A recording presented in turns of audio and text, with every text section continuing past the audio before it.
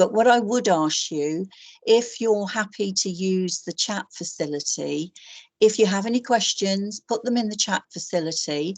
We'll either pick them up as we go along and then hopefully answer them at the end of the session. Otherwise, what we will be doing is sending you some links after this bite size, and we can also give the answers too. And then we will send you a link. We will summarise, and there will be an evaluation that we'd ask you to complete.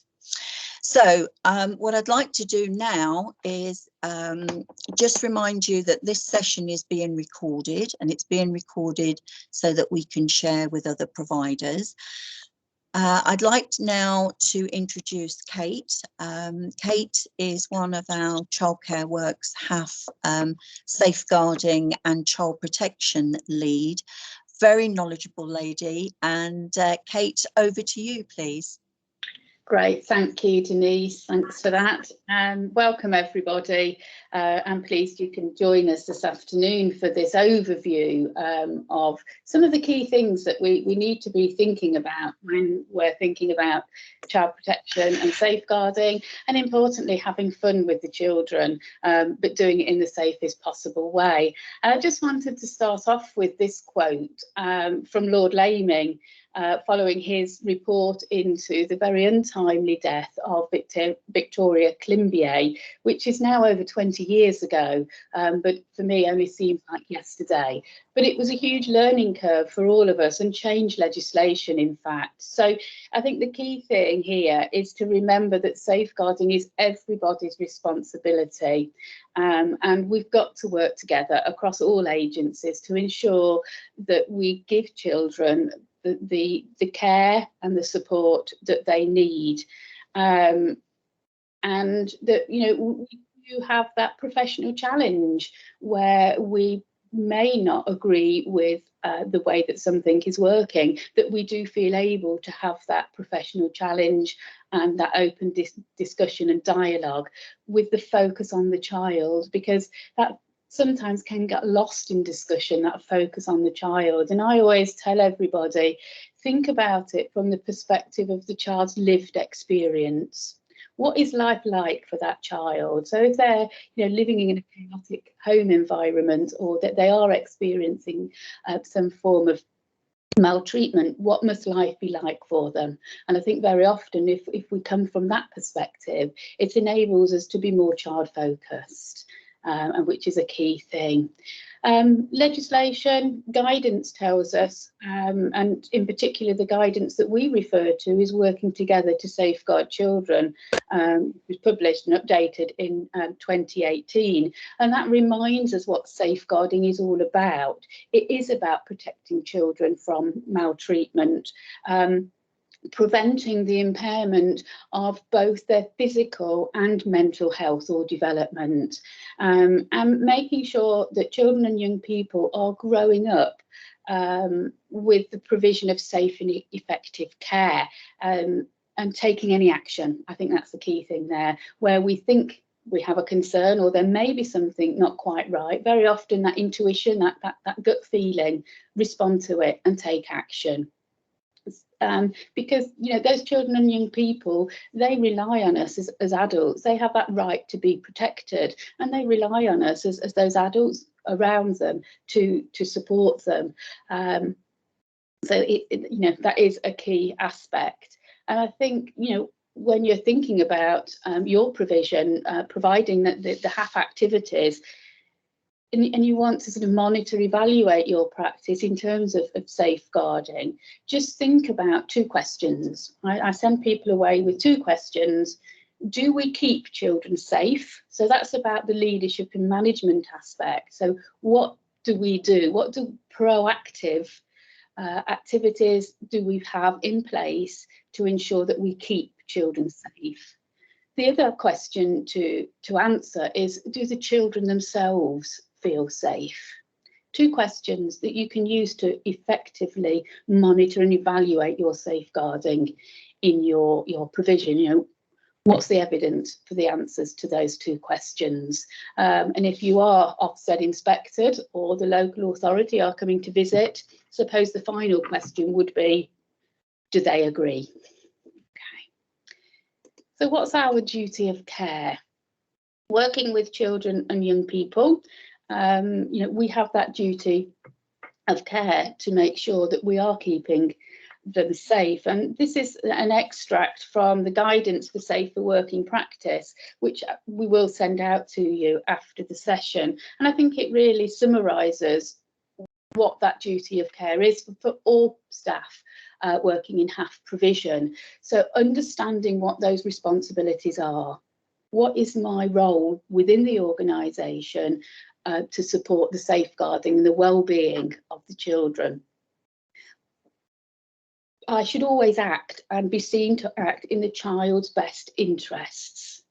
Okay, and also avoiding any conduct which would lead any reasonable person to question motivations and intentions. So why am I doing this? Is it in the child's best interest, behaving in this particular way? And taking action and responsibility for their own behaviours. Is this appropriate behaviour? We can still have great amount of fun, but it must be from that professional perspective. For me, you know, staff are accountable for the ways in which they behave, in the way that they manage risk within the provision, how they use the resources, and how they sort of manage behaviour of the children and young people. And we can do that while still having, you know, a fantastic time. I'm not risk averse. I'm the first to say, you know, let's have a go. It's about making sure that we're doing it as safely as possible. And I think for me, one statement that I always give to people is to think about, it could happen here. And have that at the forefront of our minds. And then I think, you know, having that approach of, well, it could happen here, it keeps us alert to behaviours, to concerns, thinking the unthinkable.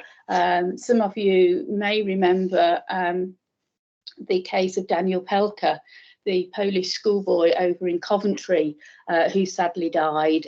His death, the author of his report did say, was preventable. And his report, within his report, he did say, you know, we must think the unthinkable and think it could happen here. And then we will, you know, remain alert to the welfare needs of our children and young people. So what does that mean? Let's have a look at some of the practicalities now, really, of, well, what does all that mean? Because, you know, safeguarding, it's that big umbrella, isn't it, under which lots of activity sits. And for me, safeguarding is very much about the proactive measures that we have in place to minimise the risk of a child coming to harm within our environment, or when knowing how to respond when we do have those concerns. So it's that overarching umbrella under which child protection does sit. And hopefully, as you're all aware, child protection is part of safeguarding, but it's that specific action that is taken when we have that concern about a child, and we're considering whether that child is at risk of or is experiencing significant harm. And when that decision is reached, and it will be children's social care who will make that decision based on the information that we may provide, but when that threshold is reached, the local authority, children's social services and care have a duty to intervene in that child's life. Okay, so it's all part of that safeguarding umbrella under which, as I say, the child protection sits. So what does that mean, as I say, for HAF provision? Well, we should have a written child protection policy, and as it says here on screen, the minimum should be a short policy statement, that commitment that we staff, both paid and volunteers, will not inflict physical or psychological harm on a child. A list of the procedures that will enable you to keep children and young people who are accessing your provision safe. So what are you doing to enable those children to have the fantastic time whilst keeping them safe? And also any other guidance, information or expectations that you need families and anyone else linked to your organisation to be fully aware of. So that's the minimum requirements. Your policy and procedure are an essential part of provision. Lots of organisations out there selling templates, examples, etc. The key thing is it must be bespoke to your provision, because you may be very different to another HAF provider. So there isn't what I call the Blue Peter job. There isn't, you know, here's one I prepared earlier and it's across the board. It needs to be specific and bespoke to your provision, because at the end of the day, that policy is actually only as good as the people that are implementing it. So, you know, we can have a fantastic policy, but actually do the staff fully understand what that policy means to them in their role? So again, another question to ask yourselves is, how do you ensure that your staff team, and within that I include volunteers as well, how do you ensure that they understand that policy and they know what to do? The cynic in me, you know, would say, is it sufficient just to ask your staff team to read it and then sign to say, yes, I've read it? I would say no. You need to be checking out that they are fully understanding of what their responsibility and what their requirement is in terms of keeping children safe.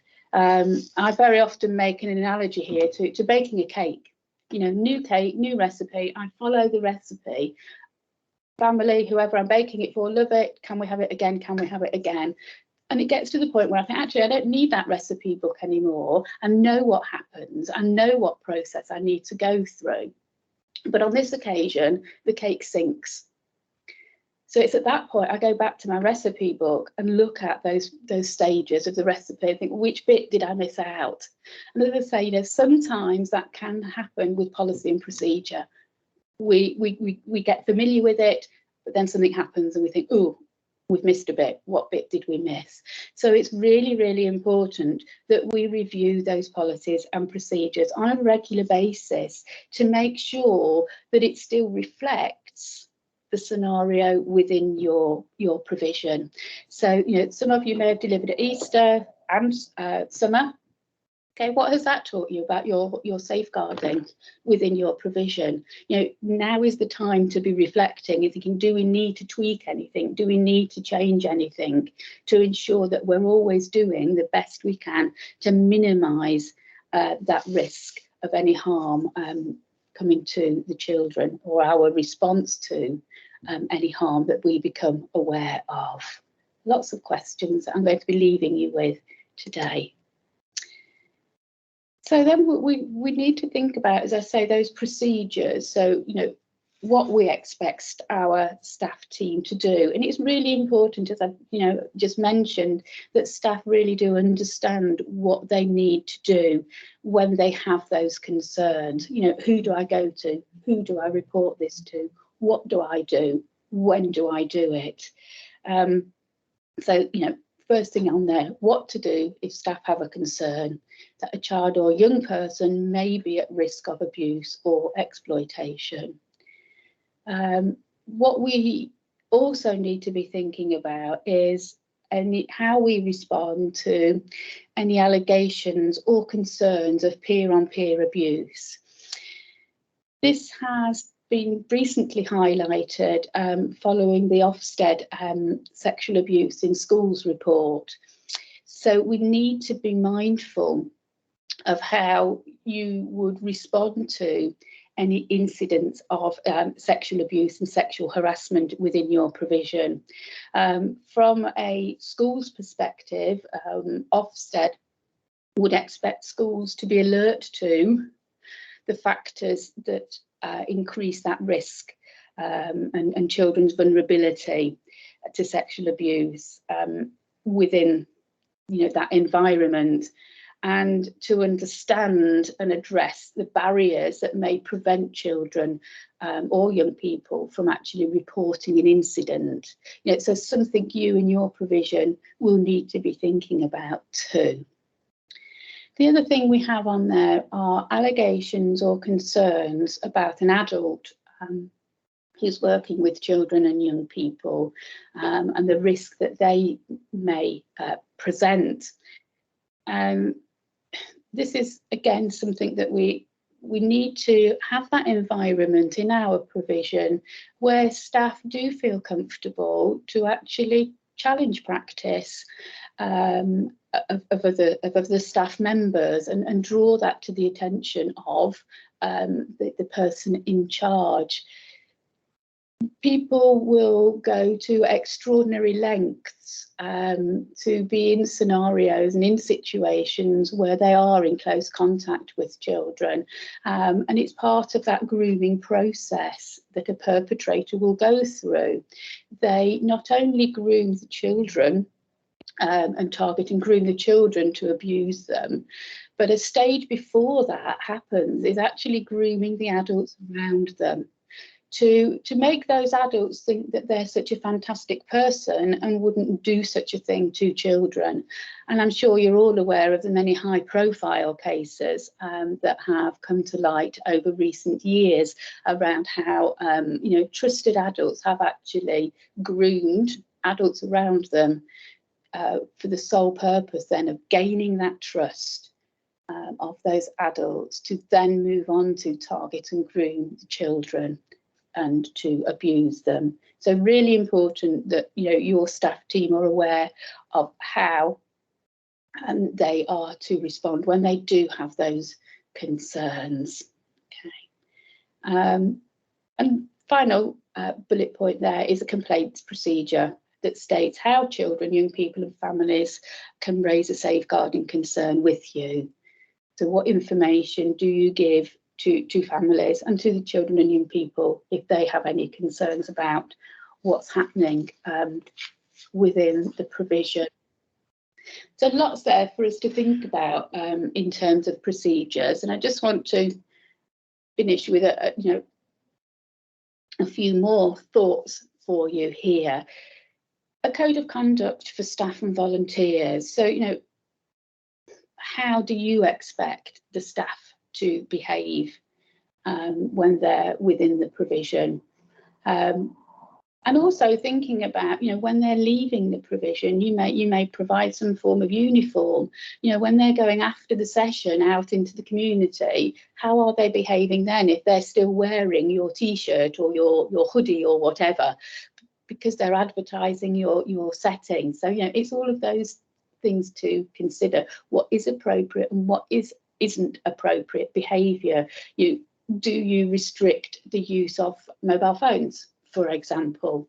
How do you expect the staff members and volunteers to talk to the young people?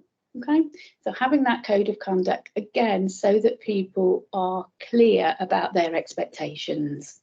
And again, something that you may want to review on an ongoing basis, particularly in light of, you know, how your provision was delivered during the Easter and the summer holidays. Maybe something that you think, actually, oh, we need to remind staff to behave in this particular way or do a particular activity in a set way. Whistleblowing policy. The term whistleblowing can actually raise anxieties for people. Some people call it, do you want a want to talk policy? But whatever you call that procedure, staff again need to be clear how they raise those concerns, who they go to talk to if they have any concerns about the provision and what's happening within the setting. The important thing within all of that is that your staff team feel comfortable and confident that they will be taken seriously. Any concerns that they raise actually are taken seriously. And this goes not only for whistleblowing about practice, but also when they are sharing concerns about a child or young person, that actually they know that you will take them seriously. One of the main reasons people don't report can be that, well, I raised a concern, but nobody ever told me what happened afterwards.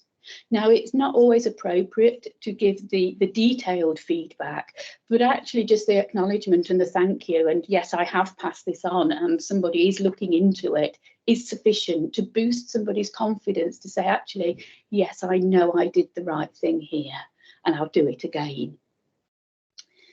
Giving staff team, the third bullet point there, information about the different types of abuse and the signs and indicators. So staff need to think about not only the harm that a child may come to within the home environment, but also any issues within the local community.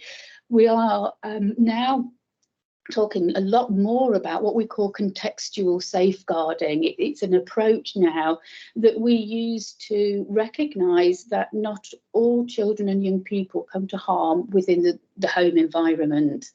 Increasingly, children and young people are coming to harm within the community environment, so within the context within which they live.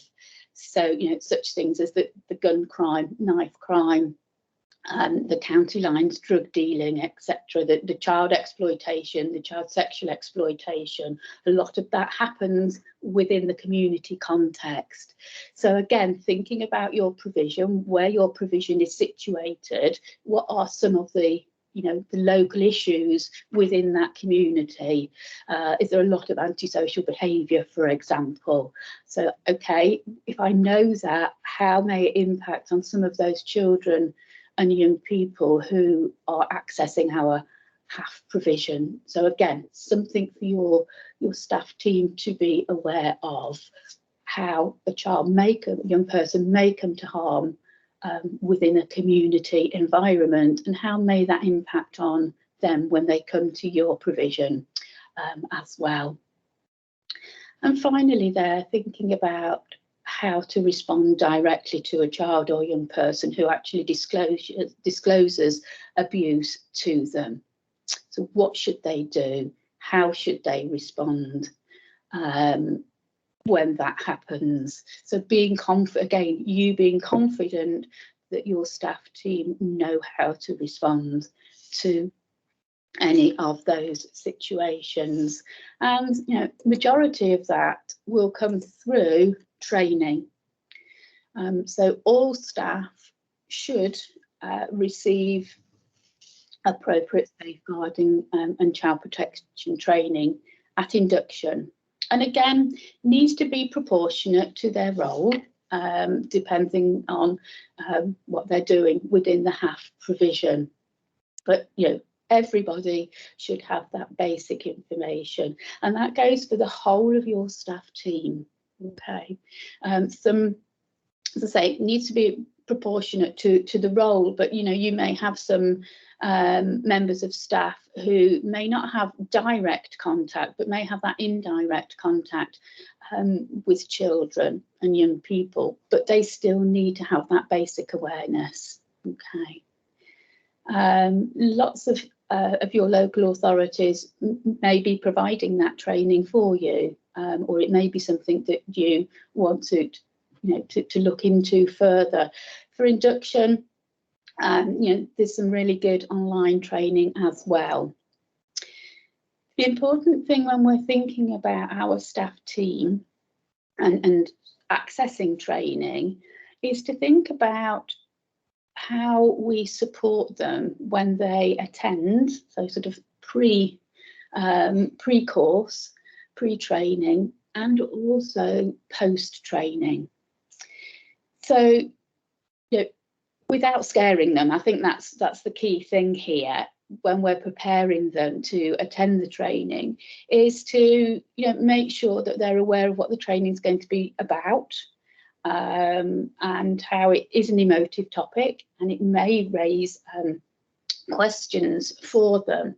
because what we do know is a large proportion of adults may have experienced abuse as a child, and attending child protection safeguarding training, it may, for some of those adults, it may support them to reflect on those childhood experiences, and obviously then raise the emotions for them. So just think about how you prepare your staff team in an appropriate way to attend any safeguarding training, and also the post-training support. So having that conversation, not just from a knowledge-based perspective, but also how has it left them feeling? You know, you've attended the training, how did the training leave you feeling?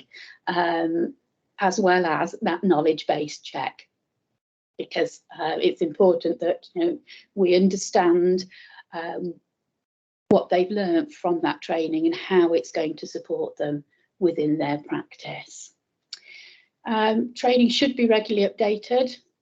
Think about how you do that. It may not be through direct one-to-one training or group training. It may be that you keep up to date through, for example, the NSPCC or email bulletins from the local authority. So how do you pass that information on to your staff team? Just keeping them up to date, really key aspect of safeguarding, because it's a fast changing world. You know, something happens, we reflect, and we then go on to change our practice and the way that we do you know, support the children and young people. So you know, do keep in touch with your HAF coordinators. You know, are they aware of anything that's changed recently in the safeguarding world?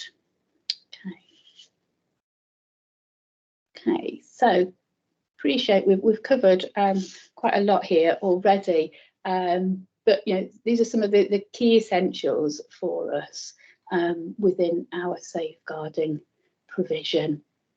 Very often, if we get it right from the beginning, it supports us as we go further along. Within all of this, don't forget the children and young people and their parents and families too.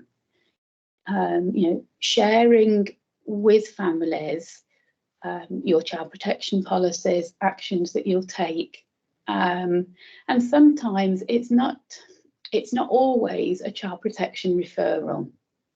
The remit now is to intervene early and don't leave it till it gets to the point where it is a child protection referral.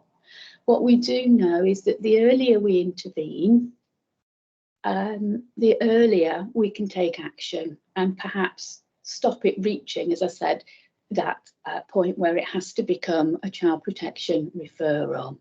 So think about, you know, some of the families that you're working with. It may be some signposting that's needed to other organisations within the local area who may be able to support those children, young people and families, as I say, so it doesn't reach crisis point.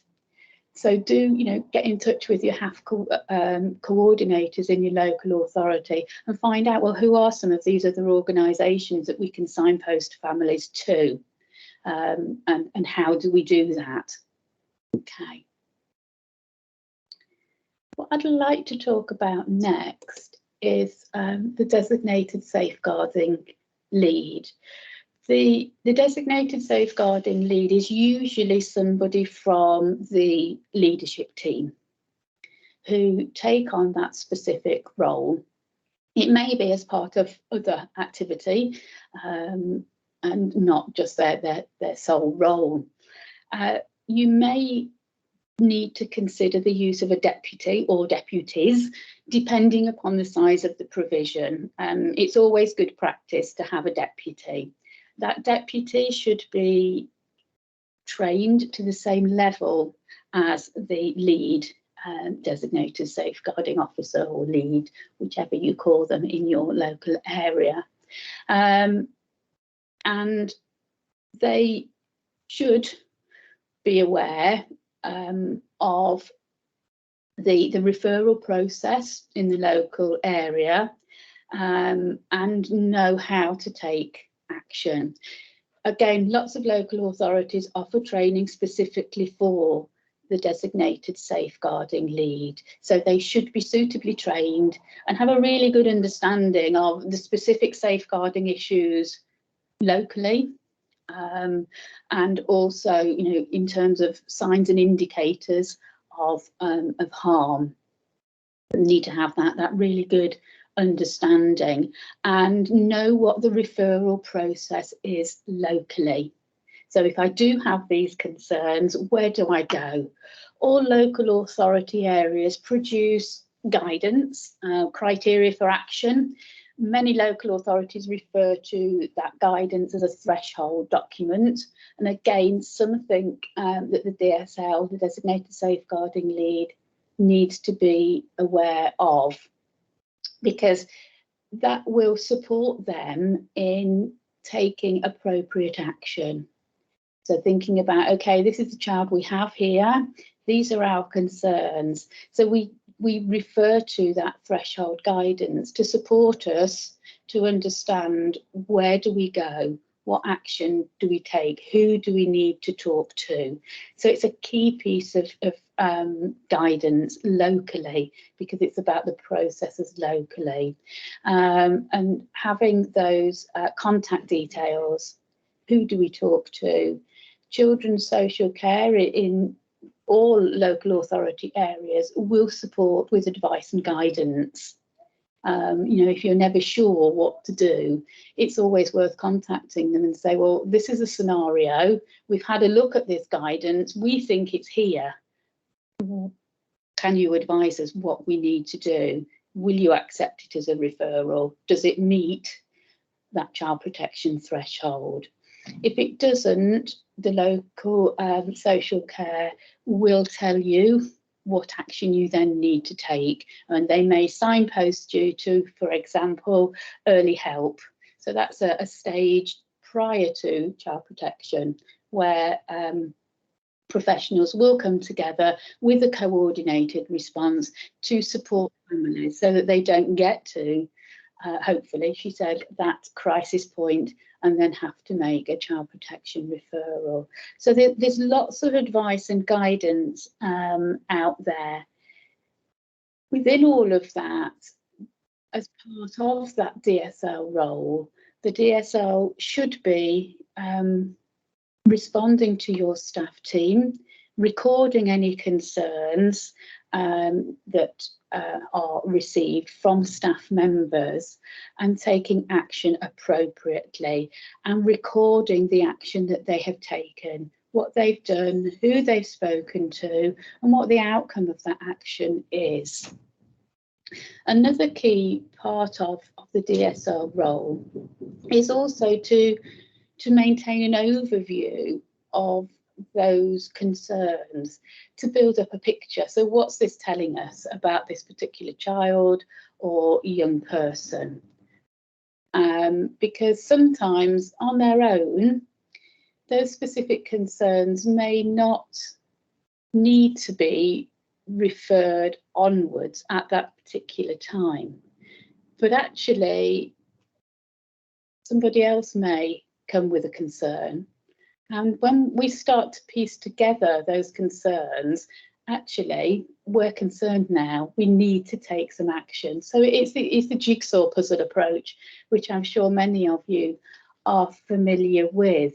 So the designated safeguarding lead has to have that good overview of what's being recorded, what's being reported, and then using their professional judgment to say, actually, we're concerned, we need to be referring this information onwards and getting further advice and guidance about what we should be doing to support this child, young person, and or their family moving forwards. But as I say, there is specific training for the designated safeguarding lead. Okay.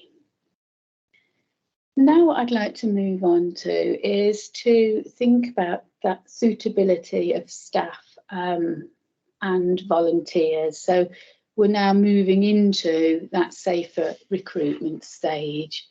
And I'm sure many of you recognise the photograph of this man here, Ian Huntley, school taker in Soham.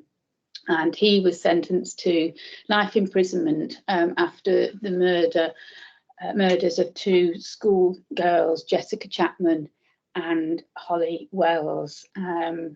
They disappeared, and after an extensive search by police, their bodies were found. And Ian Huntley, who was the senior caretaker at the local school, and his then partner Maxine Carr, his girlfriend, who was a teaching assistant at the school, were actually charged with their murder.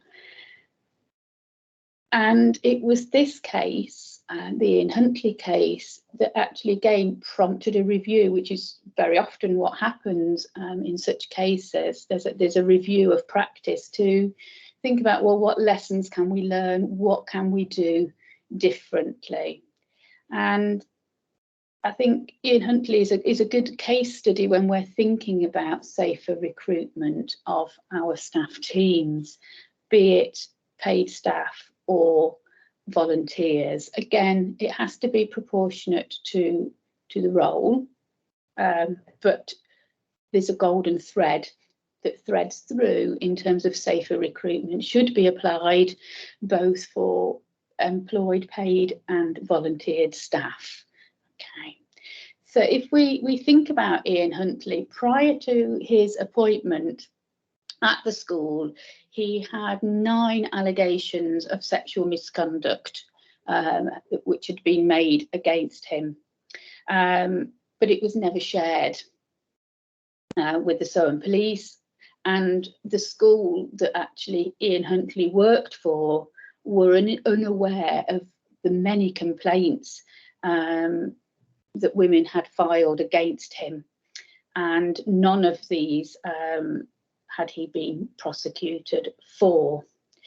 He had been described as a domineering, violent and controlling person, and there had also been complaints of consensual and non-consensual sexual activity with young girls, many of which were beneath the legal age of consent. So he did have that past history that nobody was aware of. So this case, Ian Huntley, actually forced a focus on safer recruitment, to think, well, how did somebody like this, become able to work in that environment and learning those lessons. So following the review and the inquiry, the Independent Safeguarding Authority was created, which we now know as the Disclosure and Barring Service. But for me, it goes beyond that DBS check, that Disclosure and Barring Service check. It is about safer recruitment, and that's what this case definitely highlighted. Some key things that we need to consider, because a DBS in itself is a snapshot in time. Okay, it's good on the day it was done. If I'm a perpetrator, and if I am somebody that is determined to harm children, young people, I will make sure that I have a clear DBS check as part of that strategy. So, it's really important that we don't just rely on that DBS check. To actually be barred from working with children, the threshold is high. Okay.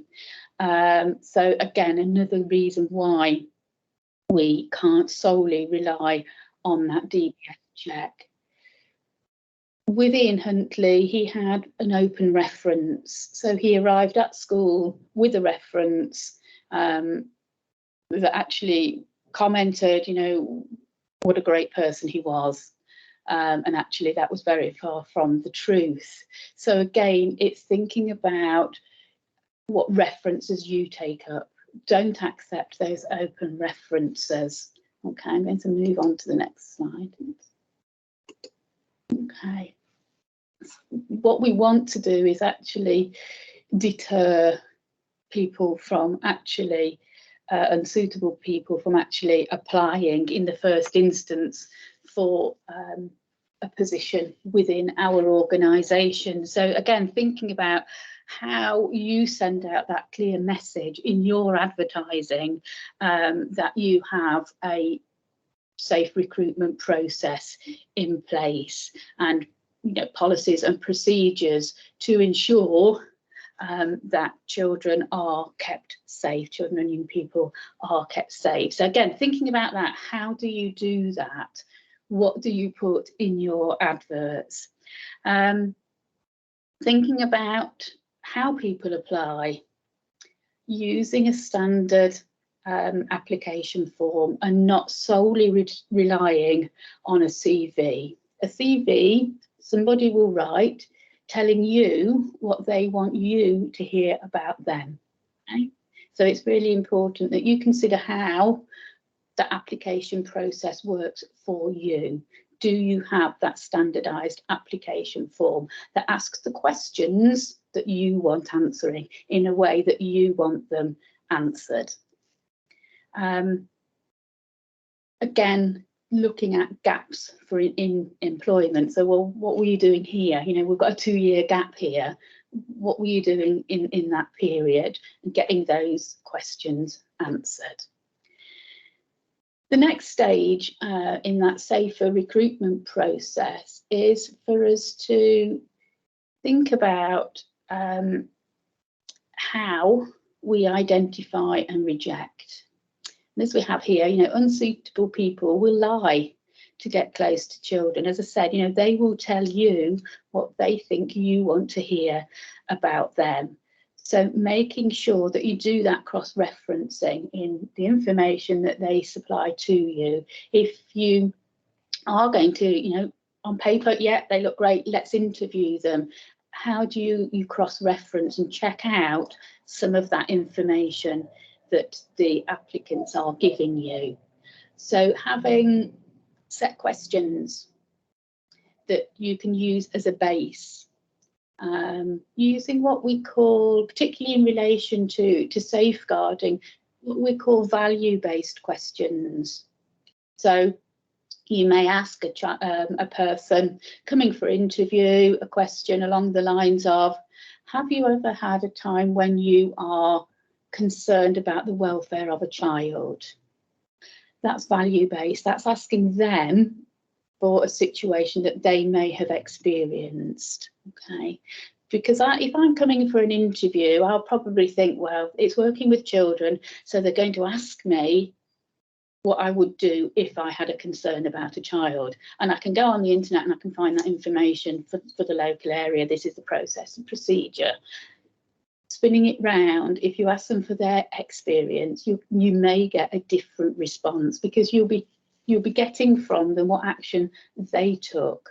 And you may be able to probe, well, why did you take that particular course of action? So really getting down to the detail there as part of that interview process. Sometimes, and if you can, it's sometimes useful to have a young person on the interview panel as well, if you can do that. I know it's not always possible, but it is useful to have a young person on the interview panel as well, getting them asking the questions, appropriate questions too. Then the final stage there is the prevent and reject stage. Following up with a rigorous induction and probation period to check that you've actually employed the right person. And I use employed to cover volunteers as well, so that that is, we've got the right person here, and we can support them in the best way that we can to ensure that they're the right person for the job. And that includes how we support them with their training as we go through, so that they're aware of their role and their responsibilities, and what they need to do within the organisation.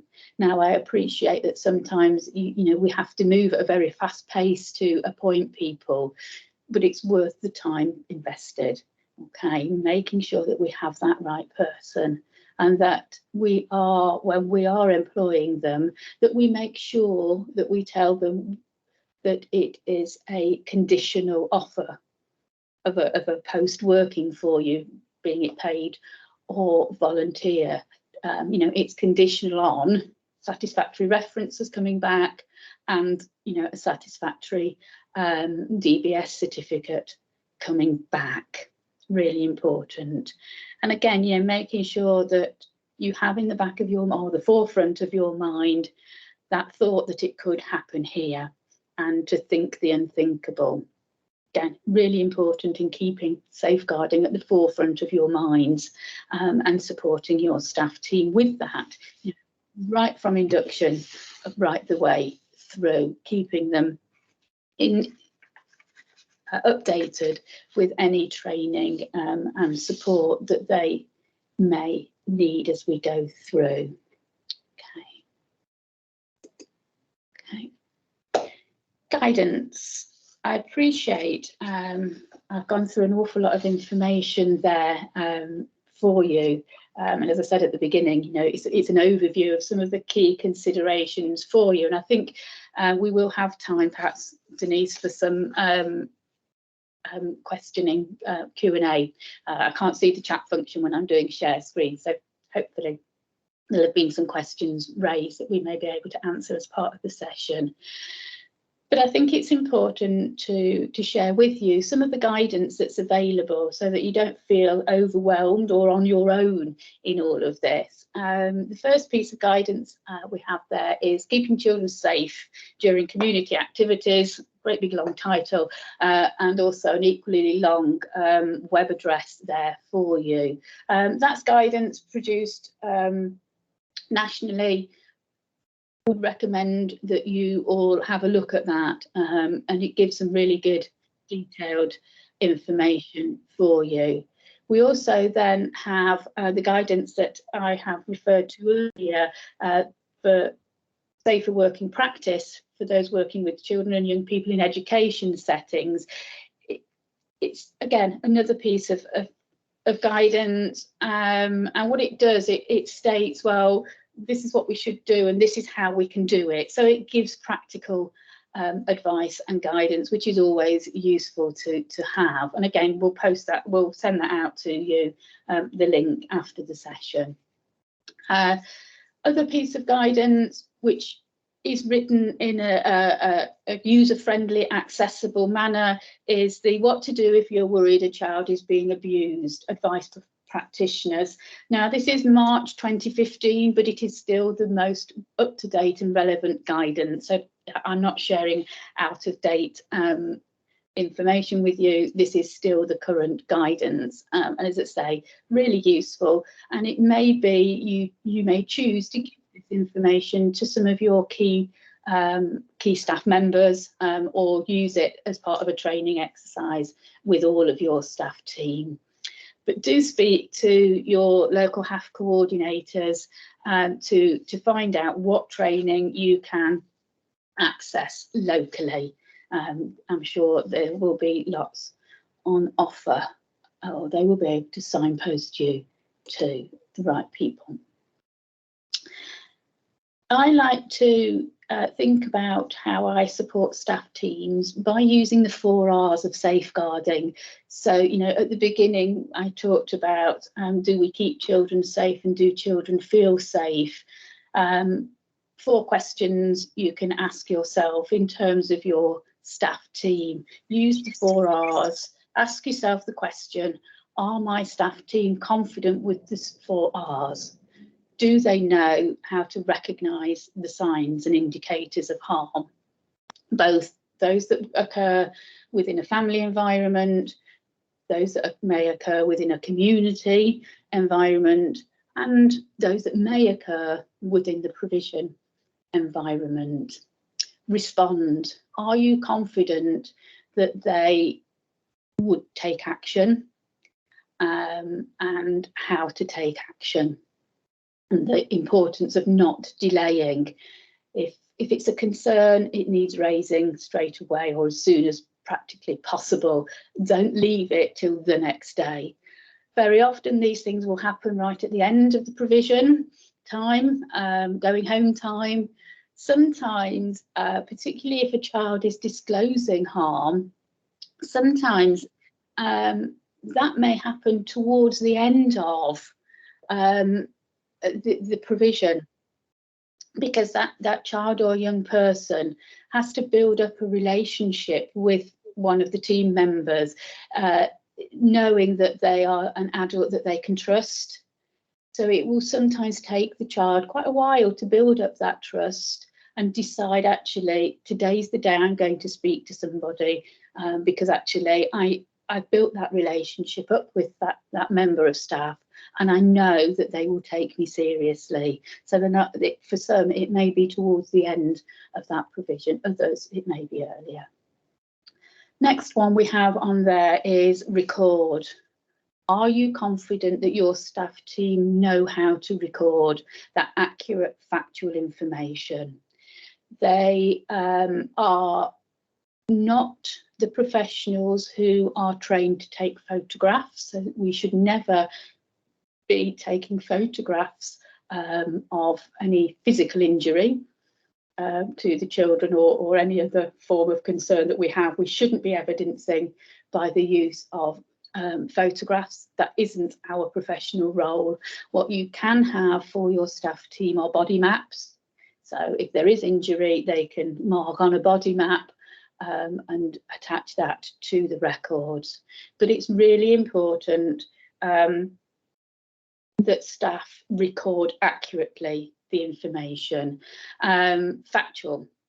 Frequency words like often, sometimes, occasionally are not appropriate when we're thinking about recording our concerns, because what I perceive to be often may be very different to what my colleague or another professional may perceive to be often. So if we mean every day, we write every day using the child's and or adult's language.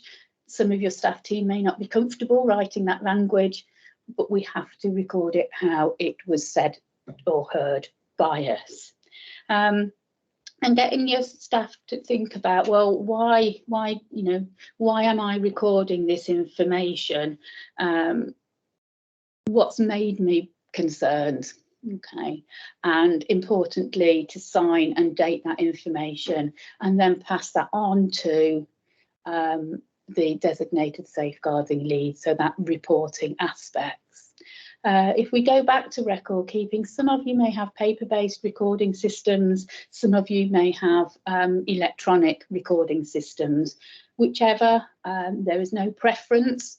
They both do the same job in recording that information. The key thing is that information is shared with the designated safeguarding lead and they take action.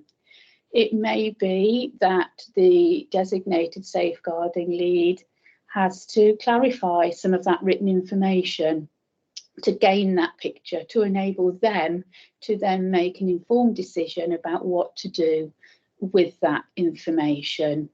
And again, as I mentioned earlier, working in partnership with that staff member, that two-way communication, acknowledging their concerns and ensuring that we give them feedback, relevant feedback and appropriate feedback to increase that confidence, to know that they have done the right thing. In terms of the DSL, you need to be confident that they know what to do when they have received that concern from a staff member, who they need to contact. That actually, if it needs to be the police that they contact, they can contact the police if there's that immediate risk of harm. Otherwise, they may be calling the children's social care, children's social services, who will support them in what to do next.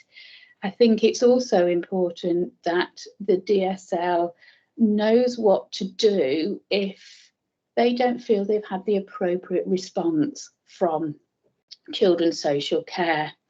There have been many serious case reviews where professionals haven't challenged outcomes of decisions that have been made by social care. So there may be occasion where your DSL thinks, yes, this meets that threshold where I need to be raising a child protection concern, and these are my reasons why. Here's my evidence. So they contact social care, they assess, and they say, actually, it doesn't meet our threshold.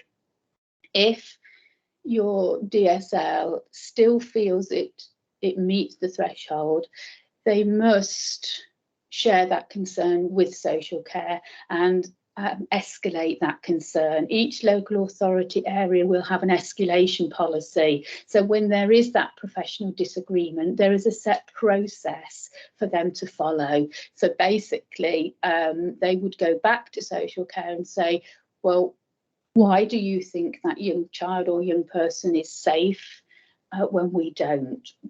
How have you arrived at your decision?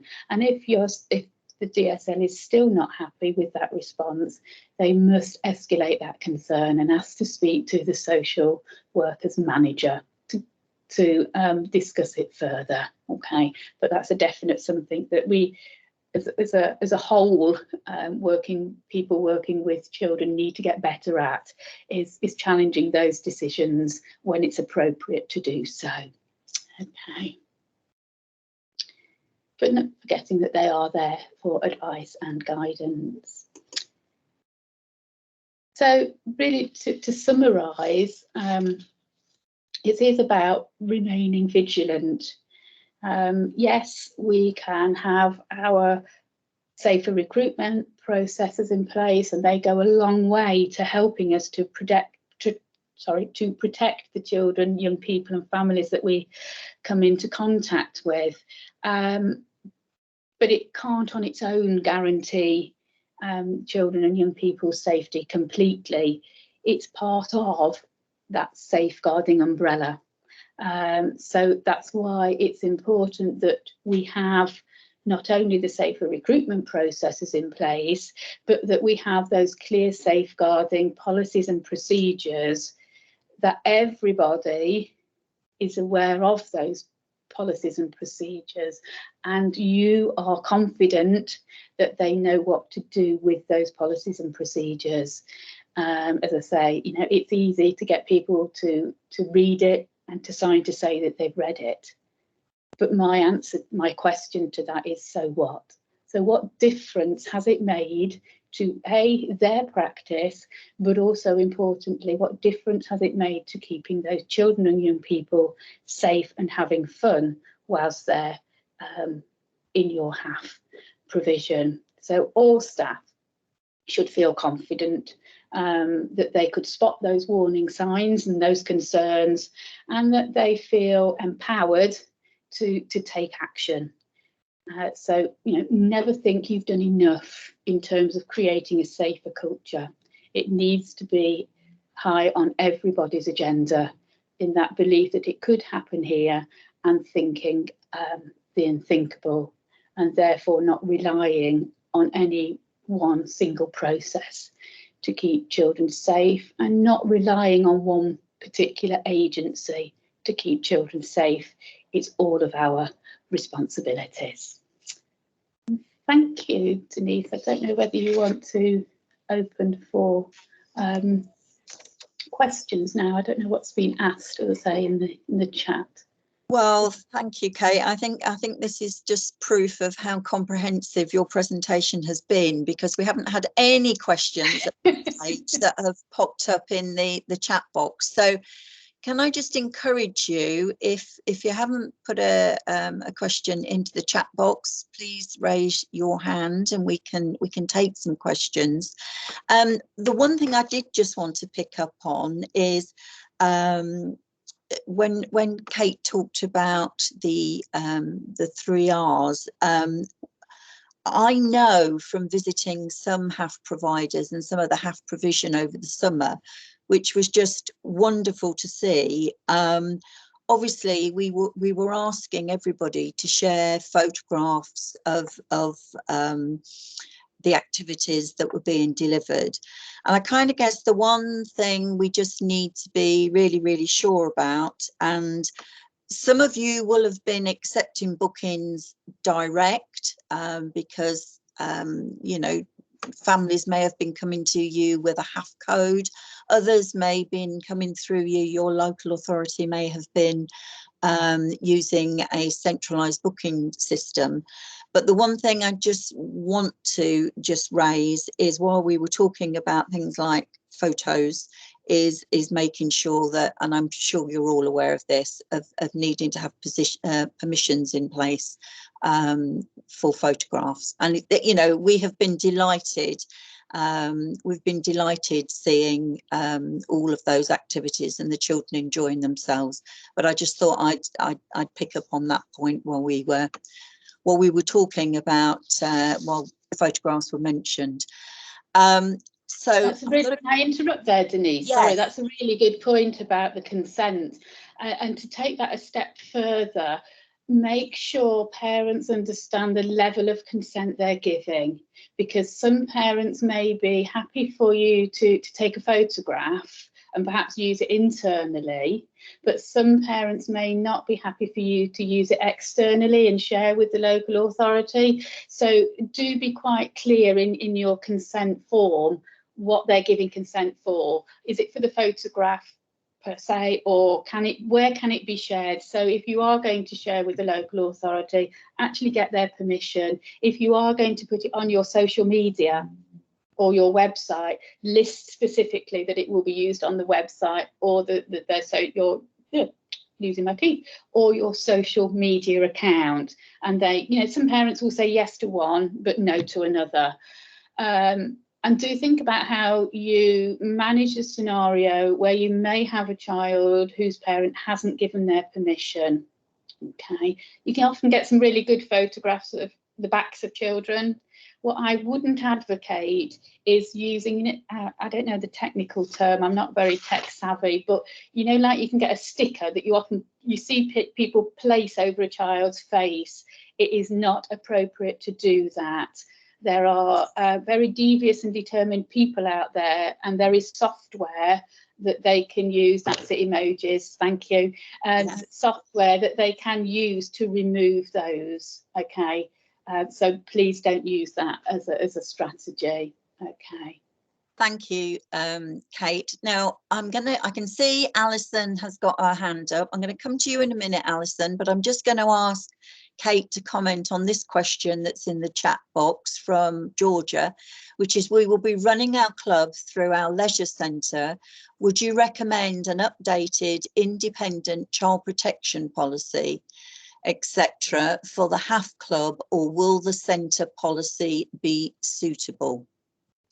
You would need to do one for your HAF club, because it's got to be bespoke to you. The leisure centre will probably have one that encompasses all aspects of the leisure centre services that they provide. So by all means, have a look at theirs, because what you want to satisfy yourself with is the fact that the leisure centre have actually got some policy and procedure in place, and what they will be doing to support you. But for your HAF provision on its own, you need to have your standalone child protection policy. You may want to refer to the leisure centre one as well. Yeah. Okay. Alison Furby, if you'd like to just unmute yourself and ask the question. Alison, we can't hear you. You need to unmute yourself. If you go to the top right-hand corner, you should have a little sign with. Have I got you now? You have. I can see 3 different ones on my screen. So somebody called Diana's and somebody else and somebody else. Sorry. But just with regard to the photographs, we always do family groups. We never do children without their parent or carer with them. So that's one thing I would say. And we've been going for quite a long time, not just in this funding stream stuff. And we used to think it was okay, and I say that because it's called into question in my mind, that because we never left any volunteers or providers who are DBS checked, the providers, alone with anyone, it's always big activity and the child is always supported by their adult from home setting, that no one needed extra to have a DBS check. Am I wrong in that thinking now? Because we call ourselves a play cafe, and basically we're a cafe with activities that are much better than the colouring in sheet from, you know, McDonald's used to be. And I just think if I went into a cafe with my children, would everybody on the staff there be DBS checked? Maybe, maybe not. And the second thing was in relation to photographs, because we have a lot of adults, not volunteers or providers, but just adults there, back to the camera issue, we always say no photographs until we give a photograph break, so that anyone who doesn't want their children included in photographs can remove them from whatever people are about to photograph. So a little bit of advice and the question about the DBS for our volunteers in that setting. Right. Oh, that's a good question there. About what you have to do is to demonstrate that you've taken all reasonable steps possible. And it is about unsupervised access to children. Yeah. Okay. So in the scenario that you're describing, it doesn't sound as though your volunteers would have unsupervised access to those children. And it is actually illegal to apply for a DBS when you're not entitled to. Okay. So that doesn't help either, does it? No. But what I would do, Alison, is I would refer you to the DBS website, which contains a whole wealth of information.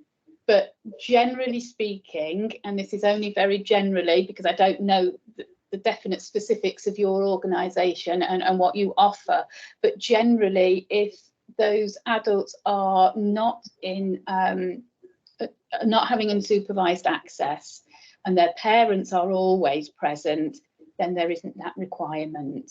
Okay, but what I would do is do a risk assessment and highlight what action you've taken, but also do have a look at the DBS website, and that will give you even more information. Thanks very much, because we, in our sort of policy statement and things, we always say no one is ever in a situation and no one should ever put themselves in a situation. Therefore, the onus back on the volunteer, never to put yourself in a situation where you're with someone's child and no one's around. I.e., don't take them to the toilet.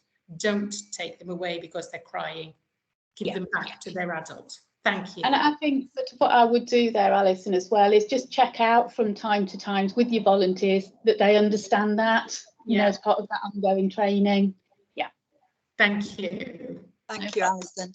Kate, somebody, although colleagues in the chat have already answered the main question, somebody asked the question, what's the DBS check, the disclosure and barring service? I don't know if you want to just give a little bit more depth to a DBS check. Okay, okay. And then another question from a different person was, do HAF clubs need to be Ofsted registered?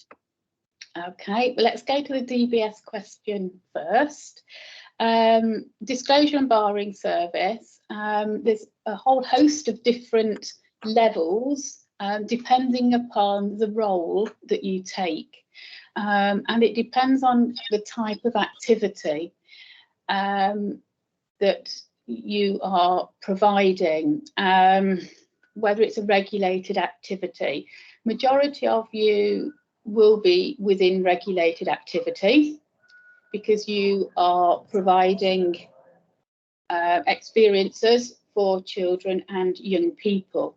It then goes on to look at the level of contact. So I was just talking to Alison about supervised or unsupervised access to children.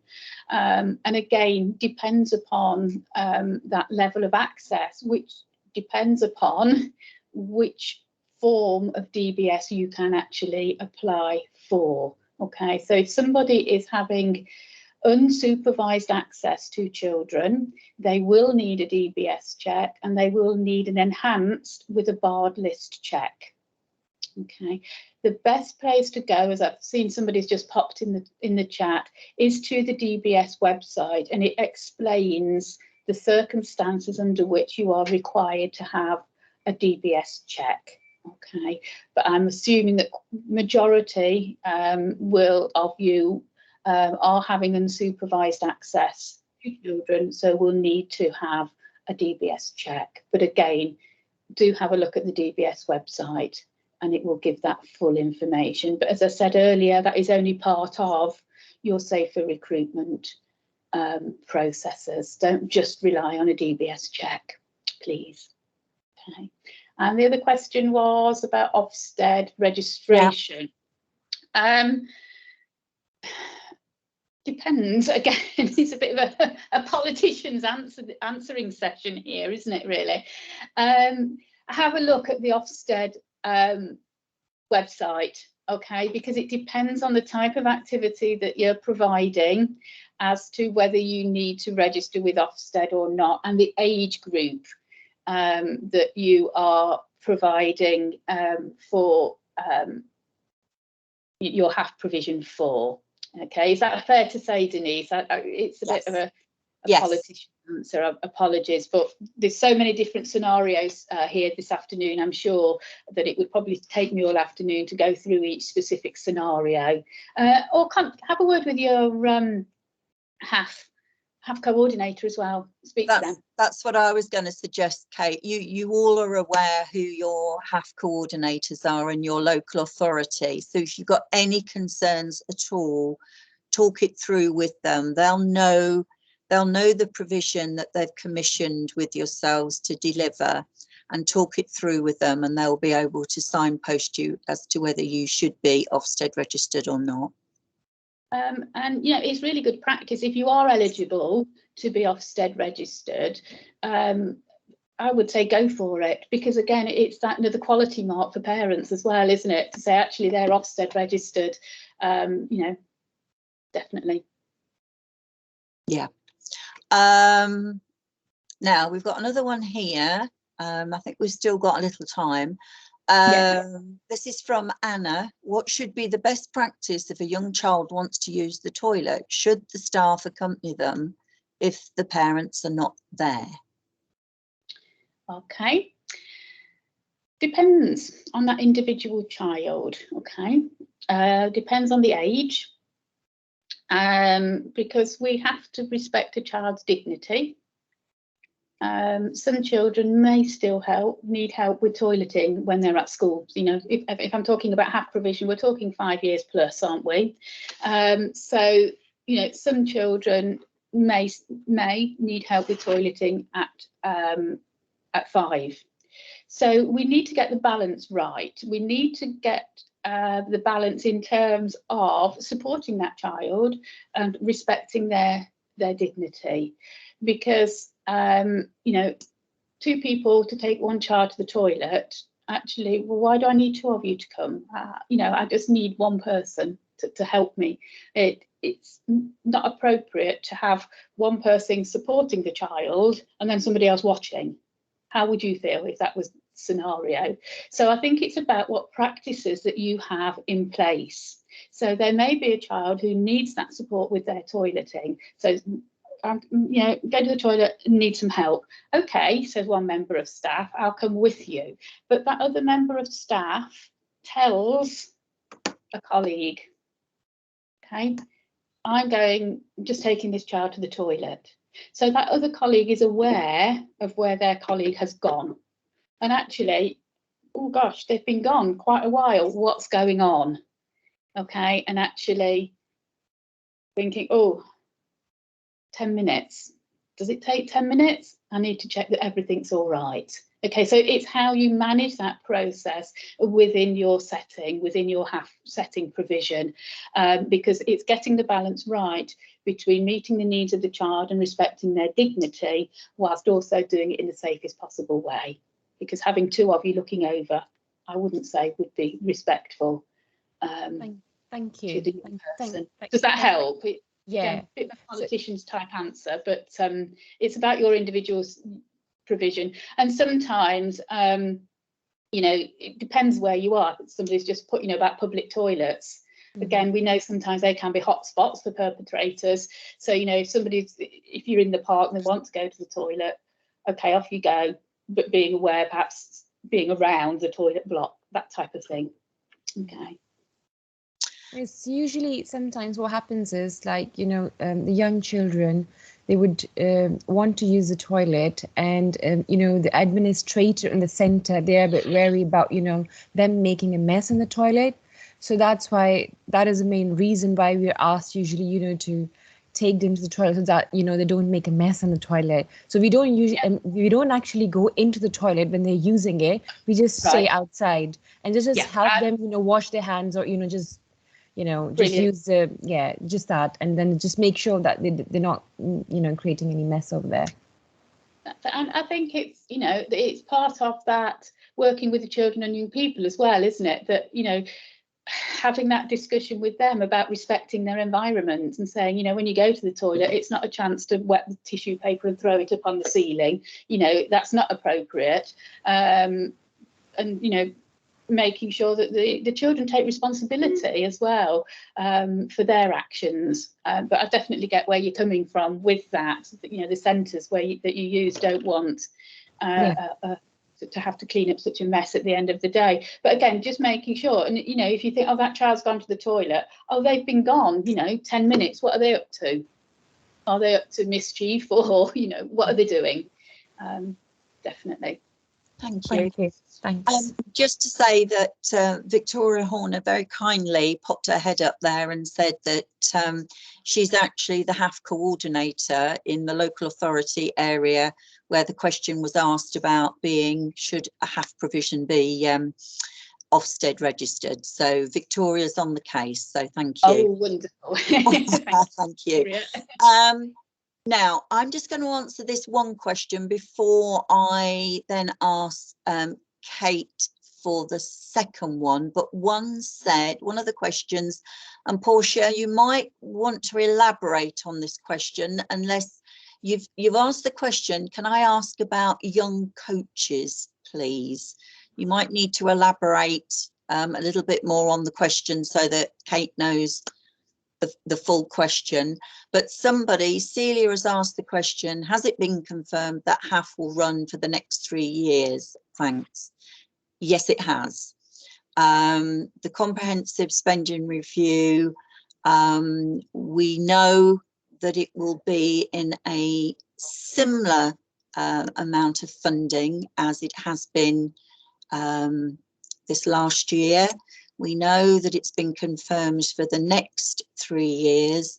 The actual funding levels or the amounts that are going to each of the local authorities, and if criteria has changed, we don't know the detail as yet, but yes, we can confirm that HAF will be around for the next 3 years. Yeah, I'm not sure if you would know. Portia hasn't sort of put. Oh, wait a minute. I've got. So, Portia, do you want to ask that question now to Kate? Thank you, Denise and Anna. My quick question was that we look after children from 7 to 11, and I've got young coaches that are just turned 16 that help us during the half term, and they just come of age to get their DBSs.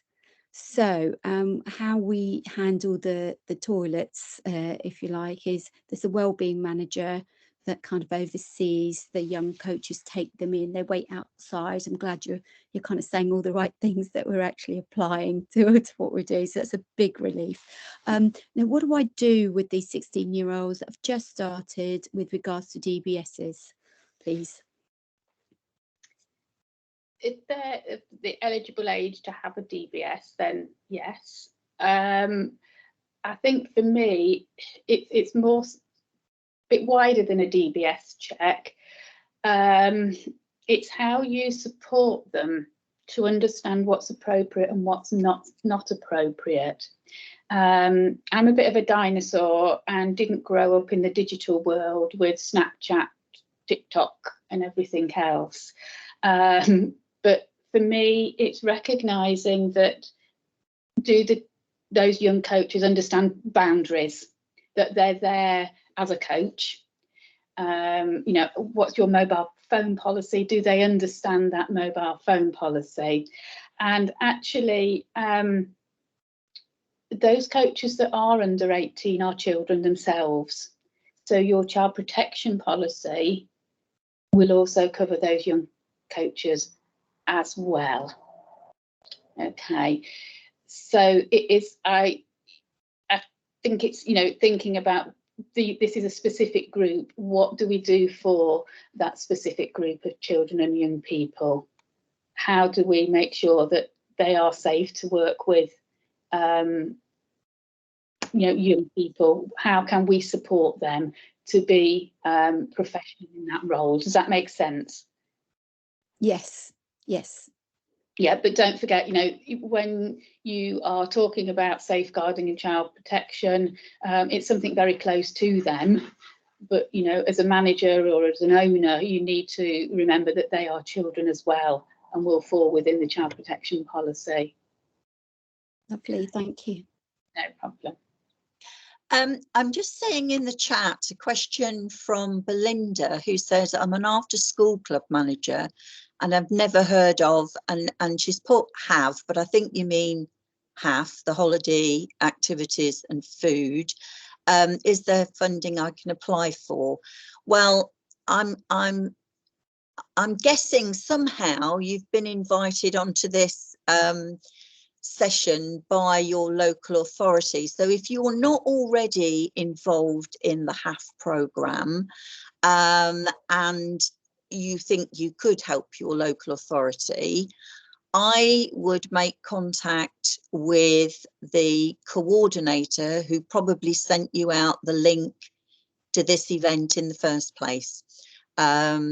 So the only other thing I can say, Belinda, is if you let us know which local authority you're in, we probably, or I probably won't know off the top of my head, unless it's one of my own local authorities that I'm dealing with.